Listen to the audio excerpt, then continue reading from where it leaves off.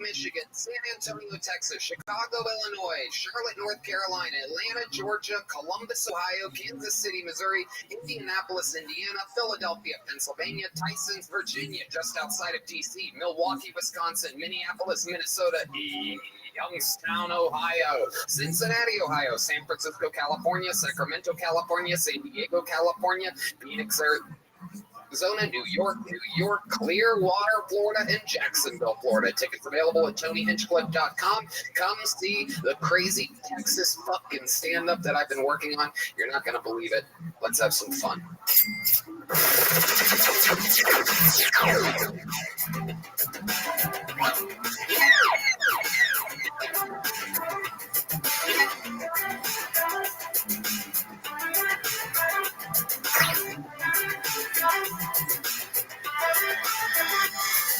You guys ready to start tonight's episode or what?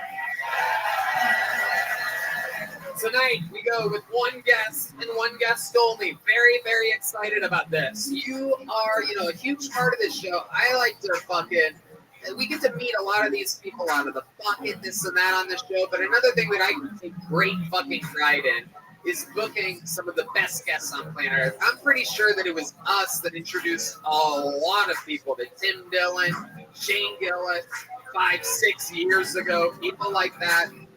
This is one of truly the best comedians out there. This is his first time ever as a guest on Kill Tony. Make some noise for one of the greats, Ali Sadiq, everybody. Come on. Yes. His new special, The Domino Effect, 2 Lost, is on YouTube now. Come on, one more time for Ali Sadiq, everybody. Welcome to the show, Ali. This is insane. It is. It's crazy. This is your first time on. We're pumped to have you. Yeah, I'm excited to be here. Absolutely. So since it's your first time, I'll explain it to you. There is over, Jesus, it feels like more than usual. Yoni, Christy, how many were there? You know what? It doesn't matter. Over 200 people signed up for the show. It feels thick in there, girthy. It's almost to the top. Look at that. Crazy. If I pull their name out of the bucket, they get 60 seconds uninterrupted. You know their sound is up when you hear the sound of a kitten. That means wrap it up there, and then they bring out the angriest Hollywood bear. And then I interview them for a few minutes. We find out more about them, what they could be talking about, what's interesting about their lives, what makes them different. The whole thing's improvised. It's all chaos. You guys ready to start tonight's show? Well, I will reach in the bucket and pre-pool the first name of the night, and that goes off. They go past them through security, make sure they don't have guns and knives on them, lock up their phones, and they stand in the back waiting. But I think you guys know how we're going to start tonight's episode. With one of our regulars. This young man became a regular 2 years ago. We watched him go through everything. Living in his van, making out with strippers, being wildly successful, doing arenas, getting a cocaine addiction, selling out every weekend on the road, and Saturday he defended his regular shift with great ease. Ladies and gentlemen, sing it if you know the words. This is on Tim.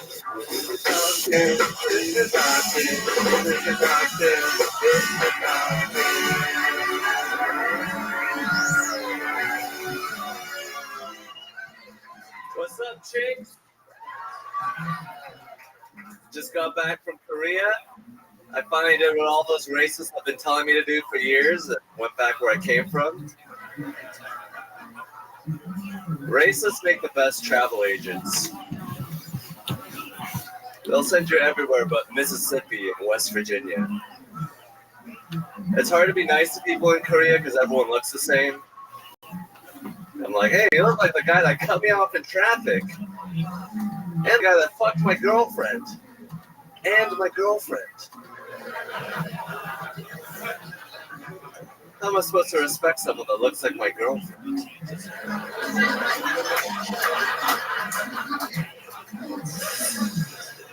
Loved Korea. It was great. I think, it's really hard to be back in America. Something that you might not know about Korea is that I got my girlfriend a T-shirt from Korea, and a lot of people might think that she's doing some stolen kimchi because she's wearing a Korea shirt and she's white. But I think she's had enough Korean come in her for her to be an honorary member. If you take a DNA sample of her in the right spot, she's 100% Korean. All right, thank you. On skip with a great many punchlines, many laps per minute there. I feel like there's a little fucking fire underneath you nowadays, huh? Yeah, for some reason I'm afraid for my life. Yeah, all of a sudden, we got Hans wide awake. It's funny because you were kind of off a week, on a week, off a week, on a week, but now that you know that you're fighting for your job, it appears as though we have you exactly at the type of work you were doing when we first made you a regular. Yeah, it's crazy. Yeah, right before the cocaine addiction. Yeah, stunning. My eyes are wide open right now. Wow. No, they're not. They're not. That is incredible. I believe that's what his choke was, right there. He tagged it with the obvious truth. Oh. So let's talk about it, Hans. Still fresh back from Korea. I love it. What else happened there that we don't know about? I tried to have a threesome with my girlfriend and what else? And a friend of hers and the bed, and she was. I only had sex with my girlfriend that night. Okay. What did the other girl do? She was just sleeping. Oh, very creepy. Very creepy. It's the closest to a Bill Cosby joke you've ever had before. Incredible. Ollie, this is your first time seeing Hans, right? What do you think about this guy? Exciting. I've been to Korea. I wasn't doing none of that over there. I'm like, what's going on with you in your life? Like, what's going on? Like, okay, so I'll ask my question. Like, how did the threesome come up with your girl? You just sitting there, you was like, hey. That's a great question. How do you pitch a threesome to a girl like that? I was like, hey, let's just go to my house. Let's all crash there. It's like, oh, but you only have one bed. I'm like, oh, well, it's not a big deal. I'm just trying not to talk about it. It's not a big deal. I thought if I fucked her good enough, her friend would be like, oh, what's that? Did you feel like you were fucking her good enough to wake her up? I did not do as well as I wanted to do. Can you explain to us what you mean when you say you didn't do as good as you wanted to? Was it quick? Was it short pumps? I was just tired, falling asleep, fingering her, and... Wait, is that how it works when you have an Asian penis? You also have to finger them? You have to, like, throw double guns up, you know what I mean? I like to warm her up a little bit. Oh, okay. The motor started. The motor started. Oh, yeah. Is she sleeping also? Yeah, sort of. Incredible. And so, of course, the other girl didn't wake up. You were falling asleep. Just need some help. Just need some help. How many guys in here have ever thought this? That if I'm knocking one girl down in the room and another girl see it, that she go for it too. How many guys have thought that this room?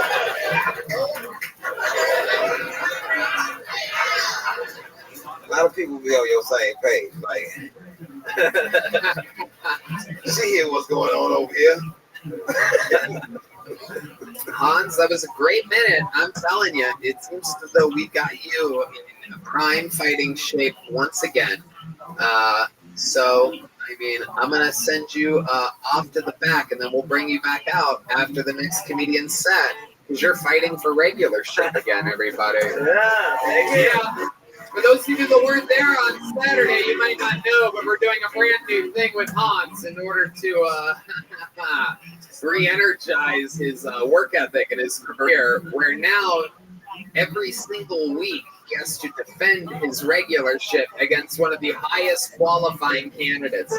On Saturday night, I got to give him all the credit in the world. He smashed the unbelievably unbelievably talented 5-year golden ticket winner Enrique Chacon with Grady. This week, I think, is an even bigger challenge. Ladies and gentlemen, if he wins, he becomes a regular on Kill Tony.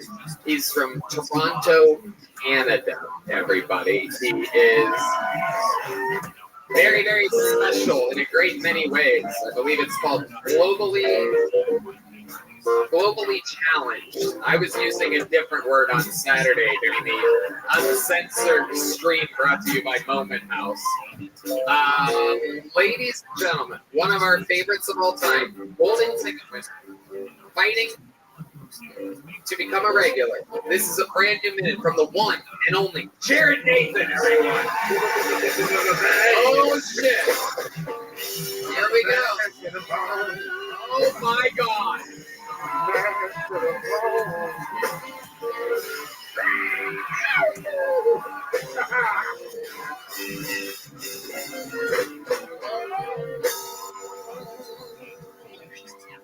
For myself, this therapy has evolved over the years.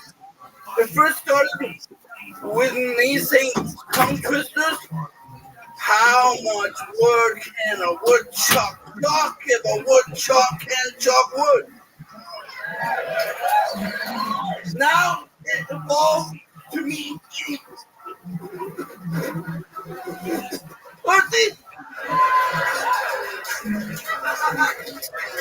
I dated a woman body, and she loved her. I went down her and said, her name?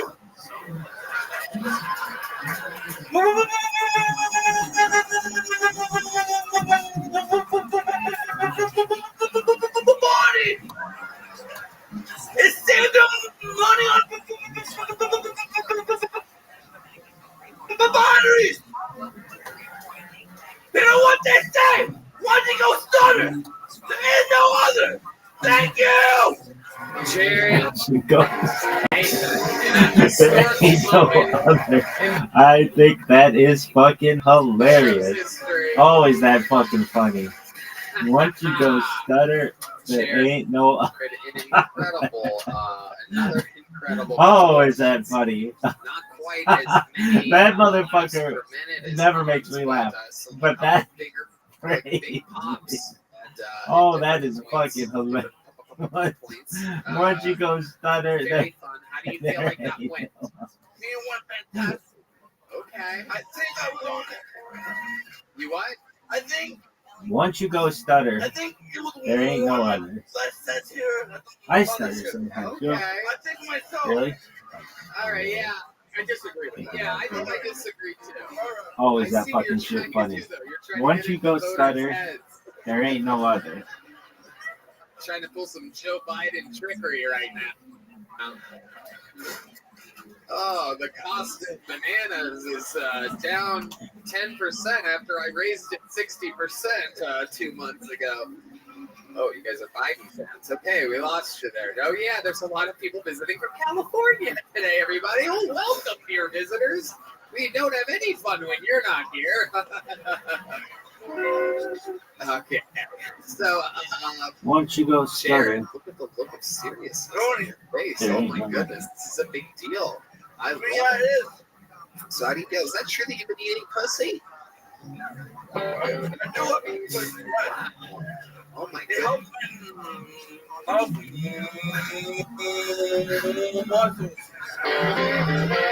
One of the great things about this show is that when people like you are on this show, I get to look directly at the guest's reaction. And this is Ali Sadiq's first time hearing of a Jared Nathan, seeing a Jared Nathan, and listening to a once Jared you go Nathan. stutter, Ali Sadiq, you can there say ain't whatever no you other. want. Fucking What do you think about hilarious. Jared? That was very funny. That was your best set on Mothership. Second or third, maybe. Okay. It was exciting.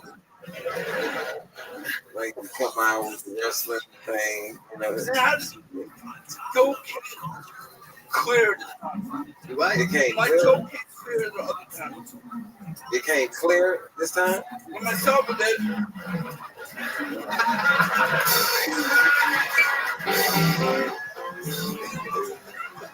That is incredible.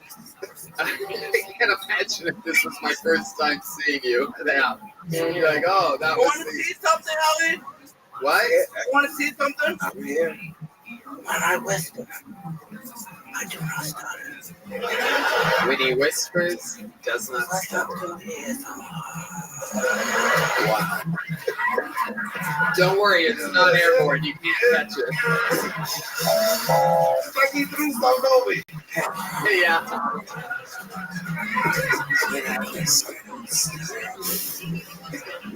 Like the yin yang too.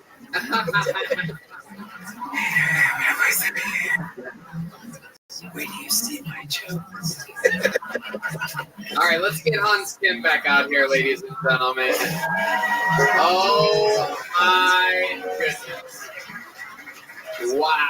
I mean, here we go. Ladies and gentlemen, Hans Kim for 2 years. And by the way, this thing that we've done tonight and on Saturday.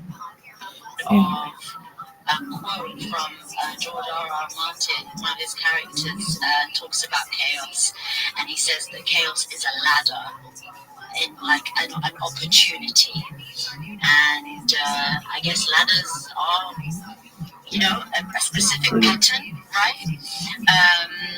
So I was just thinking about that and to see what your thoughts were as well, Katie, Mello. Well, let me jump in. That's interesting to think of it that way.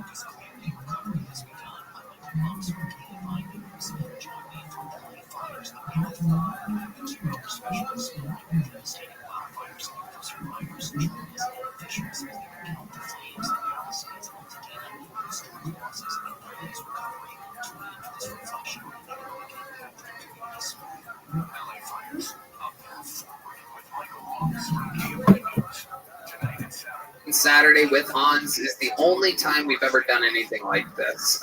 It is absolutely incredible. I figure it is an absolute win-win situation. It goes to show you exactly what the live audience is feeling, because I let you guys decide. So, ladies and gentlemen, how many of you have Jared Nathan winning tonight's regular ship battle? Make some noise for Jared. All right. You've known him for 2 years. You've Once seen you him go over stutter. 100 times on There the ain't show. no How other. many of you think Hans Kim retains again? Fucking Huh? hilarious. I had a feeling. The boy is in fighting shape. He's wide awake, stronger than ever. Oh, Hans is that Kim, how do shit you feel? funny? I feel great. Oh, that was perfect. Perfect. This feels amazing, Jared. Jared's still trying to fuck you up. I tried to hug him.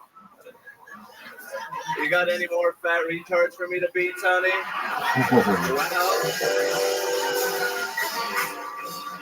Once you go stutter, it's funny you mention that. there ain't no other. Fucking Because hilarious. next week you will be challenged again, and your opponent, who has a lot of confidence about the issue, goes by the name of Uncle Laser, everybody. So I never give away what's happening a week away, but we're going to do it. Uncle Laser, who hasn't been on the show in months, who's been out doing spots, running longer sets, started on this show, and he thinks he has you. But I'll tell you this, Jared thought he was going to do it. And I talked to Enrique Chacon before the show on Saturday, and he thought he was going to do it. I think it's an exciting way to fucking kick off a show with a couple comedians, and I think you should be really proud of your work right now, Hans. 2 years into writing a new minute every week. Thank you, guys. It's great to see you reinvigorated. Take that mic stand, put it back on that pink X. Come on, guys, make some fucking noise for Jared Nathan and Hans Kim, everybody. That was Hans Kim. That was Hans Kim. That was Hans Kim. All right, your first fucking poll of the night. You guys know how this goes. It's definitely most likely almost guaranteed going to be a lower quality comedian than what we've seen so far tonight.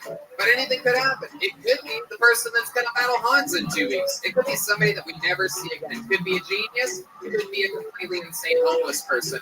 Make some noise for him. We're going to meet them all together. For Jake Rutigliano. That was on skin. That was on skin. That was on skin. That was on skin. Come on, everybody. One more time for Jake Rutigliano. Wow. This is great. I'm coming from a communist country, so being right here right now this is crazy. I don't hate being from Canada, but I didn't know that freedom tasted like barbecue and sunshine. This is fucking unbelievable. Yeah, it's pretty cool being up there. They're pretty progressive, which is kind of nice. Like it's nice to be able to see Canada's first black prime minister, Justin Trudeau. You know, he did blackface so many times that he lost count. You shouldn't. That's not something you should lose count of. You know, he did pitch blackface. He smiled and it was like the Cheshire cat, and you can just see him like that with his dumb face, just yeah. I'm blanking. This is it right now, guys. This is crazy. This is absolutely unbelievable. Thank you. Yeah, I could feel it. I could tell. I could see when it happened. Yeah. Yeah. Ah. I know what that's like when you fucking lose it. Yeah, incredible. How long have you been in stand-up comedy? This is my second time. Second time ever. Adorable. When and where was your first time? In Toronto. In Toronto. Yeah. On Kiltony? No. Oh, okay. Right. Yeah. Toronto, where? Just a random basement pub. Yeah. I noticed it. It's too big. Yeah. It's bothering the shit out of me. It's your hat. It's your hat. I know. It's not like we put a hat on people before they come out. It's not like something that's too big for you. I don't know. Aggressive. You signed up for a show that a million plus people are gonna see, and you're wearing a weird hat, dude. Yeah. What buy that? A Walmart store? Like what kind of hat is Close enough. It was H&M. No, I'll put the hat back on. Okay. H&M, a Canadian H&M though. For sure. Yeah. Right. Yeah. Right. I washed it once and it got disheveled. You washed it. What did you wash it in exactly? A car wash? Yeah. That hat is pointless. Yeah.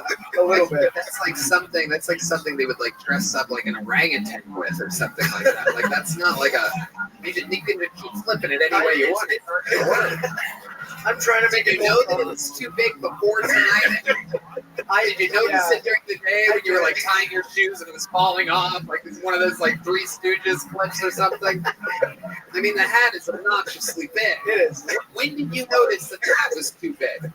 When I got on the plane. You got on the plane from Canada. Did you think about buying another one? I didn't. Why didn't you think about that? You have extra money? Not too much. No. And then the rest I took out to bring here, and everything's cashless here. So Everything's cashless. It's what it feels like. Ollie. My thing is this. Do you know that it's a thing where you can adjust the hat? Like, I'm like, are you like, you know, what you think that thing right there do? I tried to. I don't know what this does. It started like puffing out again. Oh my God! Look at all this. There's so much. It is obnoxious. Let's see how many little joke books you can fit in the side of your hat. It's like a beret. Here, catch this. And I just want you to put it like halfway in. You know what I mean? There you go. All right, there's one. Oh my God. Yeah, that's two. Just halfway in. Oh, You know what? Let's put that one on that side. Put it on that side. Oh my God. All right, here's the big one. Try the big one. It's like Toad from Mario. There you go. All right, one more. I want you to put this one on the same side as that one. I think it can fit. Right against it. Yeah. Push it up there. This is absolutely incredible. Absolutely incredible. Oh my God. Yeah. This have a phone book in your hand. Holy shit. It's tight. Here, give me the big joke books back. You're not getting one of those. And then give me 3 of these small ones. No, 2. You're gonna get to keep that one. I'll let you hold on to it. There you go. So let me talk to you a little more. What do you do for work up there in Canada, Jake Rutigliano? I'm a server and I'm an actor. Oh yeah? What kind of acting have you done before? I went to theater school, Yeah. so I'm in a Shakespeare play this summer.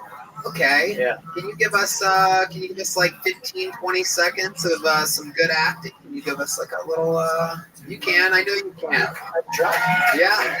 Sure. What do you take the hat off and hang it up on the it's making me furious. Oh.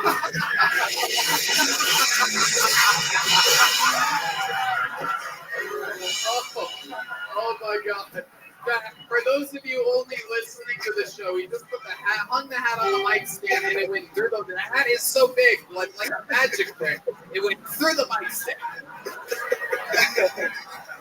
This is absolutely incredible. I'm so excited that he will always be known as the Hat Man. Here he is with a little Shakespearean, Canadian, fully vaccinated acting for you. This is a few seconds of acting with Jake Rutigliano, everybody. Here we go. To be or not to be? That is the question. Whether 'tis nobler in the mind to suffer the slings and arrows of outrageous fortune, or to take arms against the sea of troubles, and by opposing end them, to die, to sleep, no more. And by a sleep to say we end the heartache that flesh is heir to. Wow.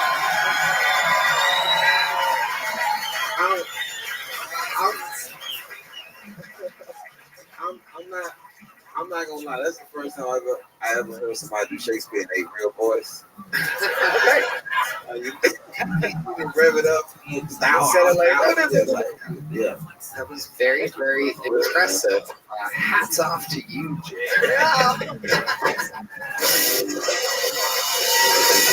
Thank you for signing up. You got your little joke book. I did. I handed. Sorry. I handed you. What? What? The name fell out of the bucket at the 10th anniversary, and I handed you the name. I was sitting in the front row. If you wouldn't have mentioned that, it would have changed my life forever. There he goes. Rutigliano. Thank you for picking up the name at the start of the 10-year. Very, very interesting piece of information. These Canadians, they are wacky, folks. There he goes. There goes Jake, everybody. Make some noise for Jake. All right. Your second name out of the bucket. We're going to beat them all together. As you just saw, anything can happen. Make some noise for Brandon Bodie, everybody. Brandon Bodie. Here he is. One more time for Brandon Bodie. What's up, Austin? How are we doing tonight? It's gonna go. Yeah. To riff or not to riff? That is the question. No, fuck that. I'm doing it. When I was 9 years old, my dad took me to see my first ballet, which is an incredible turn of events for a Southern gentleman like him. Just a typical guy, hunts, fishes, married his cousin. It's actually true. We'll talk about that later. Yeah, but the other kids, they weren't so lucky to have a dad like mine. They took them to things like Civil War exposure therapy. You know the dads I'm talking about. Civil War dads. You know, just take their kids to the battlefield. You know, what I thought I went through, I thought it was confusing to me sexually based off my wilderness survival training up to that point. But those kids, they just had to go shoot blanks with old people on the front lines. I mean, I feel like that's worse for your sexual development. Am I right? Yeah, okay, yeah. Shout out to not being gay despite the ballet. Oh, shit. All right. Brandon Will Rocky there? Bodie. How are you, Brandon? Doing well, man, doing well. Okay. How long you been here? Okay. How long you been doing stand-up? About a year and a half. Where at? Columbia, South Carolina. Columbia, Yeah. South Carolina. Yeah. Oh, the state that I once had one of my worst experiences ever there. I swore it off. One of the few cities that I've sworn off. At the time I was with a massive agency called CAA, and they didn't. It was on this crazy. This was the Monster Energy Outbreak Tour in 2016, my first ever theater tour. And I did a gig in Columbia, South Carolina, and my agent. Normally, there's a guarantee, and then there's if you do really good, you get a big percentage of the door. But there's always a guarantee to protect you, just in case. Almost like say if you get 80% or more filled, then you get a big percentage. But there's always a little guarantee to protect you. Everybody's going to make money. Everything's good. It was the only gig where I hit like 78% instead of 80. Columbia, South Carolina is a bunch of unfunny fat hillbillies. And it was the only stop on the tour in which my agent at one of the biggest agencies in the world, the third biggest comedy agency on planet Earth, forgot to put a guarantee in. So I literally walked with nothing. The venue said, you get nothing. You get nothing at all, even though, holy shit, it's right. The dark side of show business. It's a weak place. I fired CAA after that, so luckily now I'm with the biggest comedy agency in the world, UTA, and my agent's sitting. I'm a big hand for my agent, everybody, making us all absolutely rich. It's just fucking unbelievable. Anyway, I've always wondered what Tim Dillon would be like with brain damage. I'm excited that you're here. It is unbelievable to see an unfunny Tim Dillon. It is absolutely crazy. But I bet in Colombia you're just a gunslinger, huh? No. I like that. I like the honesty. Right, okay. All right. You say a lot of words. What do you do for work? Dude, I have no job right now. Wow. How are you surviving? Other than off job. the reserve body fat that you have. That really helps. The last 2 months I haven't had a job, but I got some insurance money a couple months ago, and it's been enough to. I love that answer. How did you get insurance money? I got into 2 wrecks within 4 days in the summer of 21. Wow. Oh, bad wrecks. God. What was happening? Rocky Road? Uber. Wait, you were driving Uber? The first wreck, yes. Okay. The second one, you were in an Uber. The second wreck, I was driving to my wrecked car in the lot. Okay, so explain to us. I mean, you look like a guy that loves T-bones, but not those kinds. Explain to us how you get into 2 wrecks in 4 days. Yeah, man. So I was driving 70 miles an hour down the interstate. The passenger in the back seat renting a Mazda Miata came off the exit. That's your car, Mazda Miata? No, it was coming off in front of me. Oh. I was in a RAV4. You were in the exit lane as well. I was driving down the interstate. He was merging into the interstate. Gotcha. You're in the far right lane. He cuts across me, spins multiple times on the slick, oiled rain road, and I T-boned him. Thankfully, I slowed down. I was not at fault for either accident. Which was nice. Right. But I wish I was. How much insurance money did you get? I got about $20,000 in total. Okay. And how long have you been surviving off of the $20,000? About 2 months, so a lot of it's left, and I had a little bit more before then. So. Okay, what do you spend most of your money on? What's something that you like to splurge on throughout the week? Food. Yeah? Can you be a little more specific? Because we fucking knew that. I like hibachi food. I like Chipotle. I actually like everything that you're saying. Yeah, I'm a big lot of other places suck now. Like, honestly, I just Okay, so let's talk about it. How many times a week are you hibachi? Let's be honest. Probably about once a week. I'll get a hibachi. Okay, how many Chipotles a week? Probably about 1. Yeah. Okay, what are you eating the rest of the week? I make food at home. I make lots of steak sandwiches, chicken, rice. Not a lot of vegetables, fruits. We know. Yeah. But yeah, man. What do you do for fun? What do I do for fun? I like to fish. I like to fly fish. I like to bass fish. I like to just hang with the boys. Do you eat the fish that you catch sometimes? Yeah. Okay. I mean, you say yeah, like I should know that. Oh, yeah. I guess you shouldn't know that. But I do. Yeah. Okay. What else? You're not fishing and hanging with the boys. Anything else? You have any special skills or talents that aren't comedy related? Yeah, sure. I sing. I play a little music. Really? Yeah. You're really sing? Yeah, I have a Holy black belt in martial arts. All right, let's go back to the singing. I want to know. I can't do anything from that here. What kind of song do you want to sing? You guys want to hear? Country, rock, pop, whatever. Why don't you tell the band an actual song? This is like a anything, meatloaf, only a meatloaf. This is very exciting. Brandon, you make so much noise into the microphone. It's incredible. Stepped on more fucking punchlines with your fat feet than anybody I've ever fucking had on the show. Do you think you had to tell this band what song into the microphone while facing them? No. All right. Impulse. Are we ready? Sure. Oh, shit. Oh, okie dokie. That's all right. Okie dokie. So are we going to do a song? Yes, yeah. Did you pick a song? No, I Are you retarded? maybe.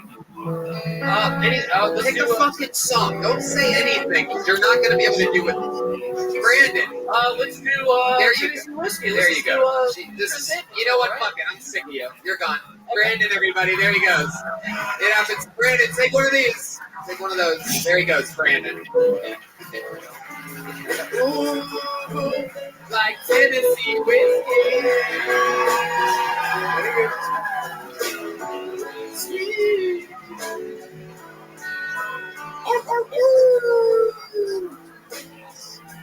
All right, ladies and gentlemen, you're in for a special treat right now. There is a golden ticket winner that hasn't been on the show in a really long time. This young man won his golden ticket years ago in the middle of Des Moines, Iowa.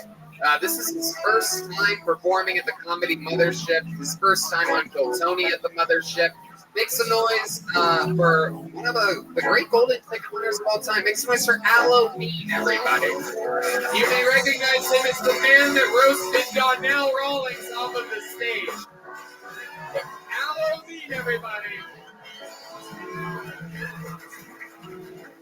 I'm glad Tony took a while to introduce me. Come up here. I was backstage robbing that last motherfucker. Oh, goofy ass up here talking. I won $20,000 in a lawsuit. Meanwhile, I'm backstage like, oh shit, really? This has been an expensive trip. Anyway.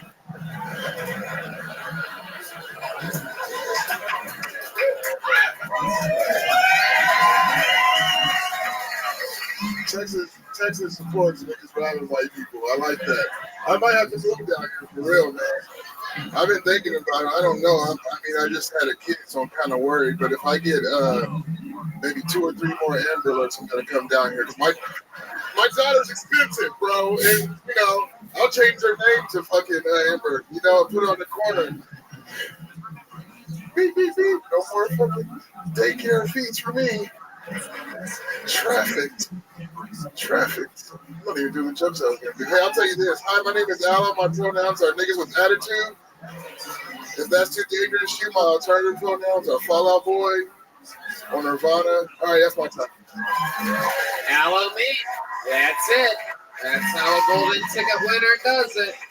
Came in, made jokes off of exactly what was happening right before you, being present, listening to what's going on, paying attention, being in the moment, using your timing. How do you feel? I feel great, man. It's good to be here. Dope. It's a dope fucking club, dope place. Yeah, absolutely. You've missed it. It's been a great time. We haven't seen you since famously Donnell Rawlings, for some reason, took extreme offense to you. He kept making fun of you. I don't know if you know how this. Donnell was once on the show. And he made fun of Aloe, and Aloe goes, "That's one." And then he made fun of Aloe again later on in the interview, and he goes, "That's 2." And Donnell noticed that he was counting, so he got offended, like, what are you going to do? And then he made fun of him again, and then Aloe literally basically got him an Uber and just made it. Like, he left the show. One of the only walk-offs in the history. Like, I'm going to go to the bathroom, and then he was found later at a firehouse or something, like taking photos of fire trucks. Yeah. We literally found him posting on Instagram. He was walking down the street. Damn, fam. Yeah, man. You know he wears the Chappelle chain, right?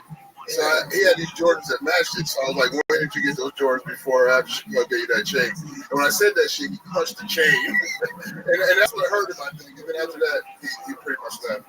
After he gave a little speech, he got a little emotional. running off black people. I felt bad about that too. I felt real bad about that too because it's rare that we gotta show unity, especially for all these white people. Yeah. No, they love it. That's why I'm thinking, like, you ran off your only help. But the nigga, No, what's weird is you said the first thing about the dude was $20,000. It's the exact same voice that I would use if I was describing. $20,000. Why would you say it out loud? Yeah. We all know all white people sound alike. But what's crazy is you think he got it on him? He's like $20,000. He's like, oh shit! I'll tell you the plan. I know if I had 20,000, I would have it all in cash on me. You threaten him hard enough, and you tell him that he'll Venmo you. So I mean, Damn. that's a paper trail. But Just strong arm internet threatening. Your Venmo. we just fucking Venmo. Hit my Venmo. All right, real quick, give me the last 4 of your phone numbers. That's always an awkward part when he starts walking away. You have to put him back up against the wall again. All of Last 4 of your phone. Stand, you gotta all of stand. this is traceable. Like, that is true. Yeah, true, too. I thought, yeah, it's funny, man. I just watched your special, by the way. It's crazy that you're here right now. Just 2 days ago, I'm starting to watch your special. It's on some random, it's on YouTube. It's a great special. I got Crushing on YouTube.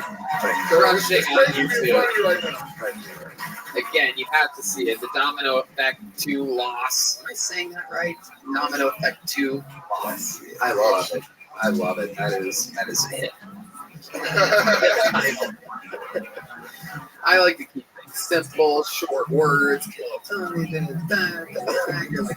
It's like my Wi-Fi password.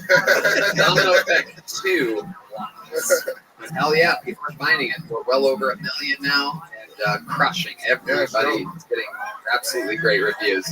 I implore you after this episode to go watch it on YouTube. Subscribe to Ali Siddiq, ALISIDDIQ. Also, the spelling of your name is very hard as well. It's amazing if you have any success in this business. That goes to show how great your work is. Yeah. Because your name and the names of your specials very hard to find, very hard to spell, very hard to. Yeah. I still just randomly say sometimes Texas got our boots. It just comes out. So Halloween, you said that you have a new kid. Yeah, Melody. Melody. She's 6 months. Oh, okay. Show us this. I love it. 6 Go months. for it. Watch it together. Fuck y'all. How long you been with the baby mama? Going on together like 20. We got married 8 years ago. Oh, okay. Yeah, you were always married, huh? Yeah. And this is your first kid. Yeah, 40 years old. I got the first one.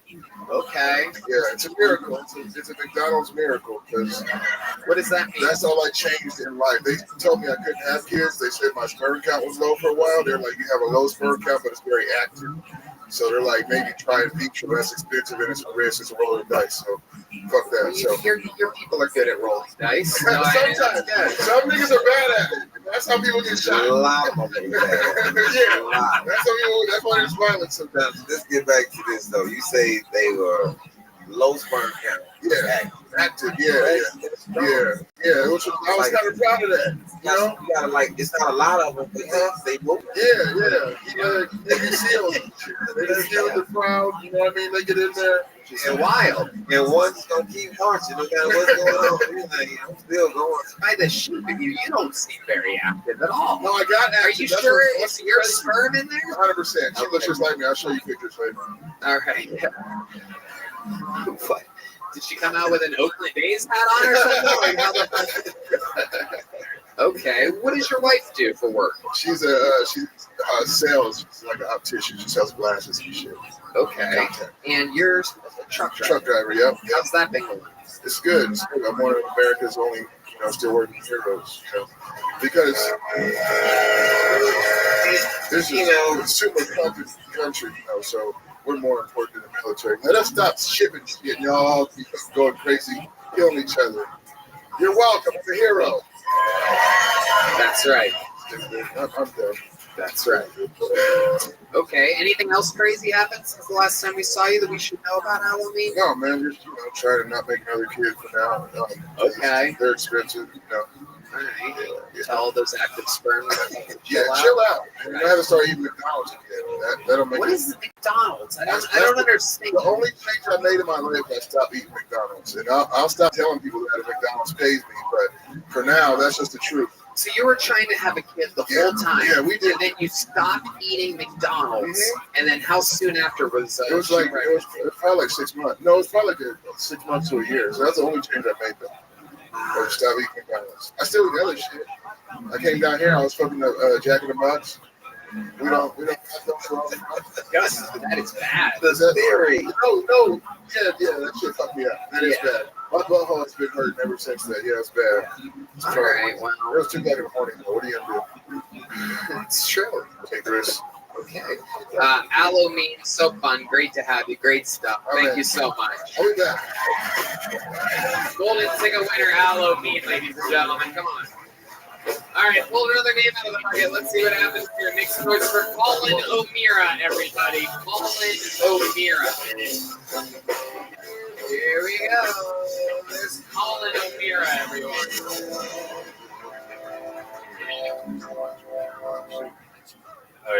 I know I look like I sleep on an air mattress. It's because I do, but I also have sex in an air mattress. We haven't tried it. Give it a shot. All right. You kind of have to do missionary the whole time. It's like otherwise toenails can pop the bed or something. You know what I mean? Like, it's dangerous. I was having sex with this girl the other day from behind. Cool. And she was digging her claws into the bed. You know, so I was like, whoa. She turned around and she looked at me and she was like, what, are you close? I'm like, yeah, close to sleeping on the fucking floor. All right, well, let's pull it back a bit. You know, it's fun. I like having sex in an air mattress, though, because that way I can see women hit rock bottom in real time. You know what I mean? Like, I'm like, yeah, I didn't think I was going to be here either. You know? Like, they text their friends and they go home with me and they're like, oh, he's a fun guy from the bar. He's a comedian. And then they get bad dick on an air mattress. I'm like, oh my God, he's a fucking comedian. All right, this checks out. I like when no, but all right, thank you guys. There you go.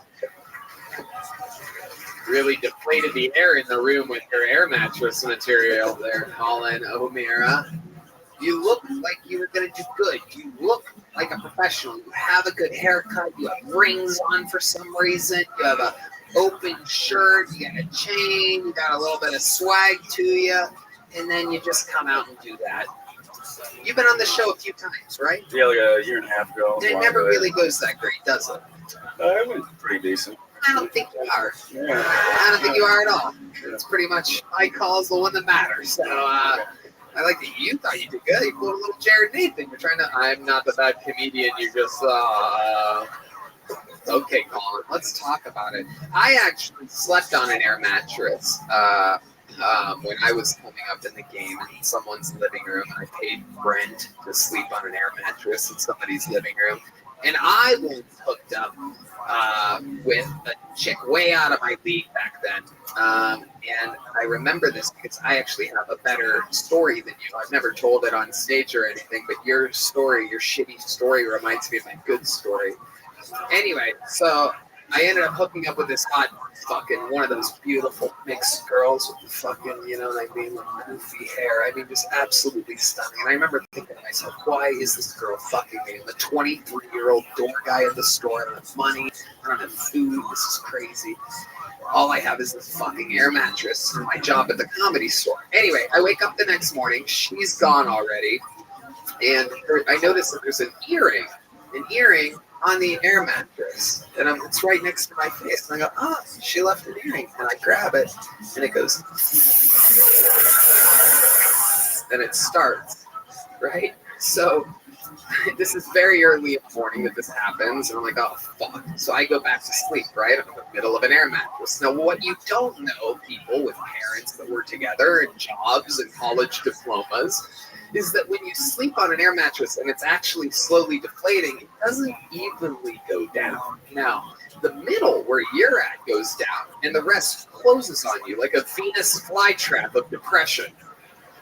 So you end up literally on the hardwood floor, but with a bunch of mattress sticking up like that, and that part doesn't deflate. That doesn't deflate because there's no pressure on it. You understand what I'm saying? So you end up just enclosed in a fucking hot case that now the sun's coming up in Los Angeles and now it's 130 degrees. Anyway, and I like that I'm telling some real career stories here during this episode, really slowing down the comedy part of everything to share with you some of the unbelievable adventures that I've been on until I was wildly rich and successful. So let's talk about it, Colin. Are you really on an air mattress? I actually just got off recently. I can tell. Just I can upgraded. see it. You seem well rested. Yeah, a little bit. Yeah. How's the new mattress treating you? I'll be honest, pretty good. You don't realize how bad it is sleeping on the air mattress until you get off. Completely agree. Yeah. Have you been? Have you taken a girl back to your new mattress since you're so cool, having sex doggy style? I actually got Such a a cool guy. You know what I mean? I don't even look at the girl. Yeah, I got a girlfriend like the same week I got an got off the air mattress. So Funny how that works out. Yeah. What does your girlfriend do? She's a nurse. Oh, Like what kind of nurse? Like an AIDS nurse. An AIDS nurse? Yeah, very. A nurse for people with AIDS? She like that's not what she calls it, but like it's like she works at like a sex place where like people with AIDS come in, like HIV. But Right. They got AIDS there. Like everyone has got Yeah. AIDS. Yeah. They've got AIDS. Yeah. That should be the name of the place. Yeah, pretty much. We've got AIDS. It's apparently it's not even a big deal anymore. Right. They come in, we give them something, and then they just Absolutely. yeah. You don't ever worry about it. I did. No, I asked. I was like, "What happens if you like get AIDS'd up?" And then she was like, "We take a pill, and you know, if she literally was like, hypothetically, if I took someone's blood that had HIV, and then I pricked my finger, I take a pill for 2 weeks, and then I don't get HIV." Oh, yeah, they have stuff for that now. Apparently, yeah. Everyone that works there has AIDS too, except for her. But Really? yeah, apparently, yeah. I double checked, but yeah, it's like no big deal. I don't know. They got pills and everything. I don't know. It's like no big deal. I came from an air mattress to an AIDS nurse. No big deal. Incredible. Yeah. I have a way better air mattress story than you as well. Yeah, let's go. Let's go. Because he said, like, you don't know how good you have it till you have an air mattress. I was in prison for 6 years, and that's a different type of mattress. It's like that mattress is so hard. So when I got my air mattress, I was living in a 1-bedroom apartment next to this dude who was in transit. Like he didn't have all the money to finish. It was weird. Like it was like he had one titty one day, then he got the next one. It was some weird shit going on next door. And so I stayed. I had a really nice one, like the one that you blow up and you can deflate, and like women can stick their nails in it, and it was good. But I also had this way above my head chick at the time because she came in my apartment and did this like, yeah, you stay here, bitch. What you talking about? I stay here on the air mattress. You already here, so you can't judge me. You saw what it was. She was coming up the steps. It looked like lunch. She was coming up the cement steps like, yeah, it's gonna be it. I'm like, what did she think when she got in my apartment? It was gonna be lavish. Like, you knew you was walking to an air mattress. But it was a nice one. I had sheets and everything. It sounded like you didn't have sheets for your. No, I had. That's the thing. They didn't. Most of the time, they didn't even know it was an air mattress until the next day. Like they were like, "Wait a second, But you had a magical air mattress. Dude, it was a box spring in your air mattress. It's on the floor. Everybody know an air mattress. It's on the floor. You like, nobody's bed is that low. Oh, Right. Dude, I had like a mattress topper that was like that big. So yeah. Oh, that's what it was. He had a box spring and your air mattress on top of it like it was a real I bed. put sheets on everything. They'd find out because like after like we'd have sex, that would be like 2 feet away from the Because they wall. would have to jump down Where we off the started. side. Yeah, but then and then I'd fill it back up and then they'd leave. You know, when you walked out here, I thought you were going to be good, too. Yeah. I know. It's incredible. It really is wild. You look like you'd be good, but you're not. Why do you think that is? How long have you been doing stand-up? A couple of years now, like 4. All of it here in Austin, Texas. No, I'm from outside of Philly. I moved here coming up on 2 years this time. Wow, most people from just outside of Philly are hilarious. This is incredible. You're almost an anomaly. Jokes, they're just really cheesy. It was almost like free shit. Starting a new job. What in the fuck is this shit? When life changes, your taxes do too. With 70 years of experience, H&R. So that's not it bad. Be amazing. It's slaying a little bit. It's singing the last of the punchline. It's like it's crazy. Probably like you sing though. Not at all. Not at all. So it's some weird shit. Like when you ask a question, you always do this. Like what's going on? You know, when they suddenly spot an unusual illuminated aircraft. you look like the sky. okay, but you haven't. Immediately after the sighting itself, I'm doing the a good couple are taken on board by the mysterious crew of the aircraft Do you and do are any subjected to a jokes? series Do of you do any disturbing jokes tests. about your girl working at an AIDS place? No, The it's Hills pretty are the early on. first to claim to have suffered an abduction, and their story has become one You of the have more most tweets famous than and fucking discussed Jared. cases This is in the incredible. history of ufology. Unbelievable. Months So you don't after the talk about kidnapping, that. Barney Yeah, no, begins it's to pretty suffer early. from What's some other severe premises? anxiety. Without doing the He jokes, and give his us some wife are more also prey premises. to You got air frequent and mattress. recurring What Well, else? like I've been on a few times. The couple What is the turns set to a list for? psychiatrist. Stuff that we And haven't through My numerous dad killed regressive himself. I hypnosis thought sessions, that. he's able to relive the kidnapping and remember the Was that details of before their or after you terrifying started stand-up experience. comedy? That was right This before. Right documentary before. is an They do. exploration of the Hill kidnapping and its All right. lasting effects. Colin, We you've already will got a little analyze joke what book, happened right? that night in Okay, 1961 well, and the congratulations. impact it You look had like you on don't the Hill want one. You don't family want one? for the rest of their lives. Yeah. We will also analyze the evidence of eyewitness accounts No, and explore the the countless crowd is theories that have insisting been I put don't. forward over the No years. little joke book for Colin Discover with O'Meara. us the truth These behind are the my most people. famous alien abduction case in history. All right. We're going to keep it moving along. This is wild. You guys are a fucking vicious, dark audience. I got to say, my type of people. Okay, yeah, let's do that. Let's turn the fucking It is energy a in quiet here around September right now. evening. Ladies To be and precise, gentlemen, you're about September to witness 19th, something magical. 1961. Your next comedian is The the sun is newest slowly setting, regular on casting a the... golden glow over the white He got the mountains. job on Saturday, came The out, couple and smashed Hill full are dominance. climbing He's one in of the their big old talks in the Chevrolet club Bel Air right now, with one the of the windows top young down, rising enjoying the view. comedians in the world. The This is trees his are first illuminated by the spot fading as a sunlight, regular giving at the the woodland mothership. You're a here for it. mystical Make some fucking noise for the one and The only two Cam are driving Patterson, together on everybody. horseback after a short, abruptly interrupted vacation in Canada. The couple enjoys the tranquility of the journey, lost in their own thoughts, while the radio plays in the background. A news report interrupts the music with an update on the weather conditions. I just A moved to Austin, hurricane is and I moving love up the Austin, coast you know, and because could reach as far everybody as New lied to Hampshire. me when I got here. They were like, "Yeah, The people two love Austin. exchange It's so worried diverse." Barney decides to put the pedal to the Look at metal, y'all. hoping to be able to get home I've only before the seen storm 6 other black arrives. people I've been here, and they've all been The cars crackheads. then pause as they zoom And one of along those the songs mountain we got happy roads to of the oh shit, US I Route love it. 3, the trees blending into the distance. Nephew, The sun has now set, nephew, leaving behind I an want to show you orange-looking something sky, around this corner, which nephew. slowly Follow begins to me. darken as nightfall, And I didn't want to and the follow around stars the corner become because more I lighted knew in gonna blow the crack sky. dust in my face. And if y'all did not know, According that's to how you Barney's make estimate, crackheads. they should reach home by 3 in Did the you know morning. that, sir?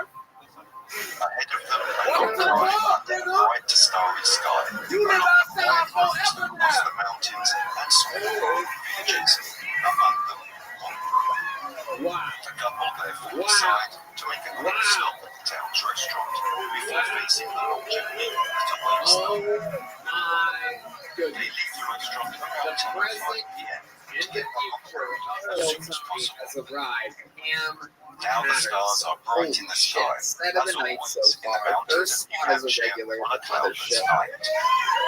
The people already love you. This is absolutely incredible. You're all the fight. How old are you? Hampshire to the east, Both and across the river 24 to years Vermont old. to the west. And remind me again, how long have you been doing They'll stand-up? see 2 years? the 2 hills of years. action. Yeah. Sleeps Most of peacefully that on in the floor Orlando, in front of Florida. the Yes, sir. passenger What's seat. Orlando? Yes, As sir. Betty said, Absolutely. West Orlando, shout outs to you. to the left of And the how long road have you been in and Austin? slightly 2 below months. it, 2 Betty notices a months. particularly Okay. bright star. Awesome.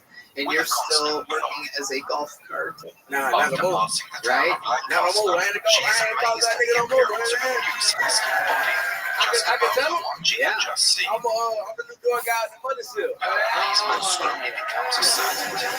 That strange star, so clear in the sky, was not present a few moments earlier.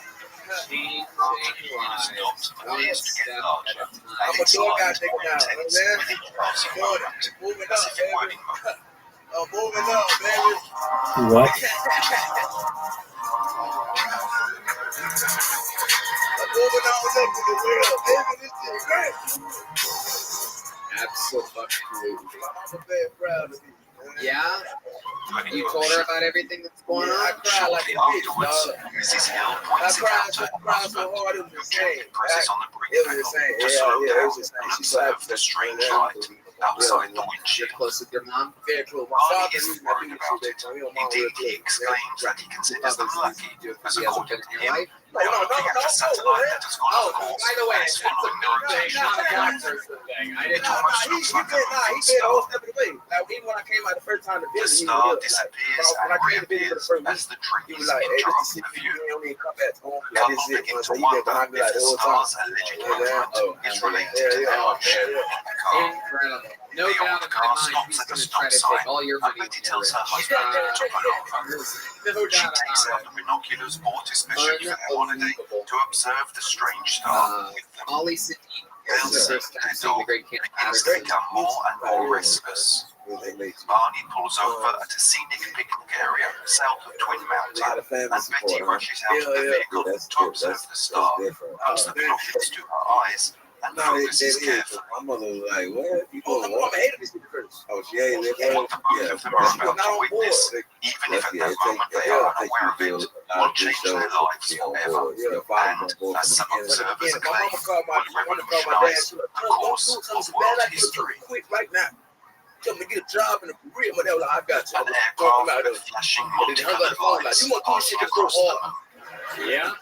Betty thinks she is looking at a flying saucer, influenced by the story of a sighting her sister had had.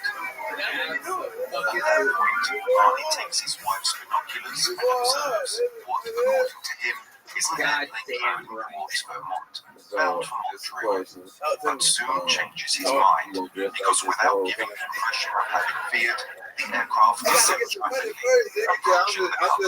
just wondering, is this like, yeah, you got to get some money first. I gotta get some Barney money. states that this object that looks like an They ain't airplane got nothing to do is with not nothing right now. They ain't got nothing.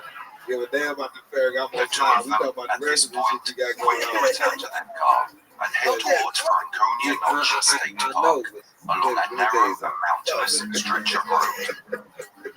When people start paying to see you, The Hills say that they continue driving along the isolated road, traveling very slowly through Franconia Notch to watch the object as it got even closer. right now, you okay. At one point, the flying object passes over a restaurant and signal tower atop the mountain. It is part of like his almost trademark style. You said that you wear the slides and socks every time you perform, right? Every time I get on stage, Betty testified that the object was at least 1.5 times the length of the and I ran ground, straight to the which stage was for 12 that shit. meters So long. we did it. Can we get that through black to white translator? please? John, what the fuck? Dude.